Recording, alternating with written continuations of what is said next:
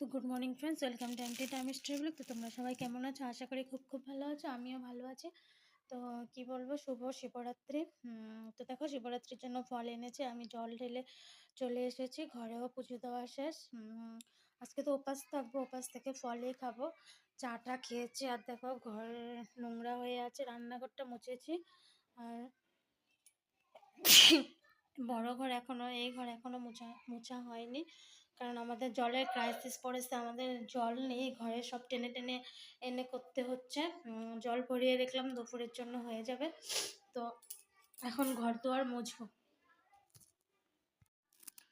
তো good evening friend, সারাদিন তোমাদের সাথে আসতে পারিনি। সারাদিন জল টানতে টানতে একদম শরীর ক্লান্ত হয়ে গিয়েছে।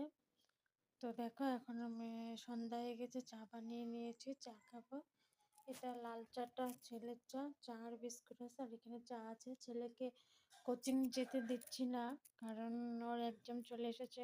আজকে অবশ্য কোচিংটা বন্ধই ছিল। ও এখন আর কোচিং যাবে না, একদম এক্সামের পরের থেকে কোচিং যাবে। এ দেখো, ও আজ ঘরেই রয়েছে, তাই না? এক্সামের পরে যাবি না? এখন এক্সামের জন্য কোচিং বন্ধ। ফ্রেন্ডস দেখো, শিবরাত্রির দিনে রাতে খাচ্ছি হলো আমরা পুরি আর সুজি। আমি কিন্তু প্রসাদ খেয়ে ফেলেছি। বৌদি খিচুড়ি এনে দিয়েছিল, খিচুড়িটা নিয়েছি, যেহেতু ওটা প্রসাদ ভেবেছিলাম না খেয়ে থাকবো, পুরি সুজিটা খাবো রাতে। সারাদিন তো ফল টল খেয়ে থেকেছি। তো good night, bye bye. See you on the next vlog. Next vlog. Bye. By.